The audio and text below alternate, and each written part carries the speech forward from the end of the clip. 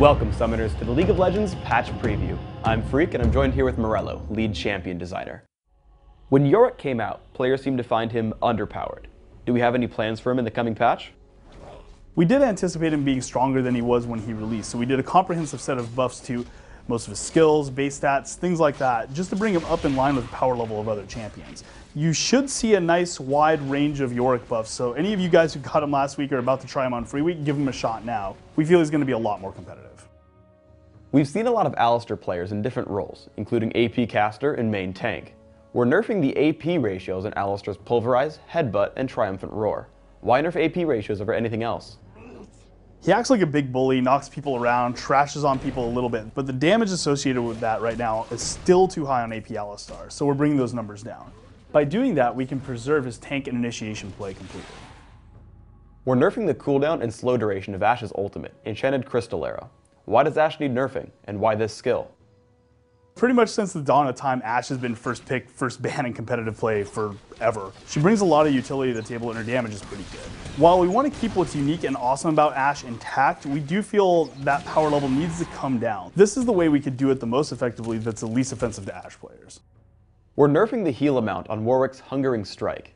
Is this because of the newly popular Lane Wick? What about Warwick as a jungler? So Lane Wick's pretty much an unmovable object. He gets in lane, he's just impossible to get out of there because of the healing amount on Hungering Strike in a lane situation.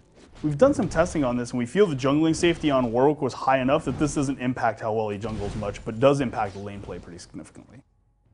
Kog'Maw is getting a few buffs this patch, but they're to his animations and ability durations and not damage numbers. Why are we buffing Kog'Maw here?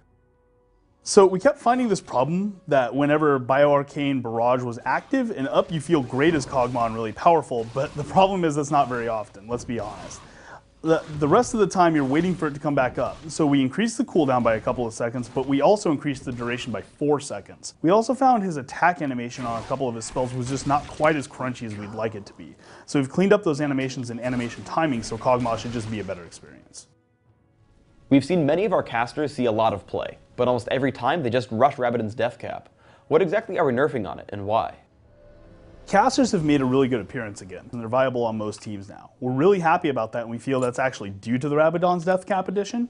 What we also found out is pushing their AP numbers a little bit higher than we wanted it to be. So we took a tiny bit off, just 15 off the base of Rabadon's, just to see if that brings it right in line. We don't think it's that far off, and we really don't anticipate any further nerfs, and we feel this should get casters right where they should be. The question on a lot of minds right now is wards. Whether it's ganking with Summoner Teleport or jumping around as Lee Sin, Jax, and Katarina, wards give players some pretty cool moves, and they've been asking to get that back. Are they? Even though it was kind of an interesting thing, players found to counter certain characters like Blitzcrank hooks and things like that. It was kind of a jerk move, right? It made the characters on the receiving end feel really bad, so we removed the abilities for wards to be interacted with at all. We did hear your feedback about this change and considered it heavily, and we're returning the fun portion of that, which is using Shunpo, Leap Strike, and Safeguard to get to wards. And you can still use Summon or Teleport to go to allied wards as well. One change we also added to make the clarity a little better is we felt this was a good balance to get to where we wanted to be. Now those wards will appear when you use Summon or Teleport or one of those movement block abilities on them. So a guy doesn't just appear out of the middle of a lane or next to Dragon from nowhere. You'll see that ward, you'll see that teleport particle, and that stuff will clearly communicate when somebody's using that tactic. We didn't want to remove it, but we did want to make sure players understood what was happening.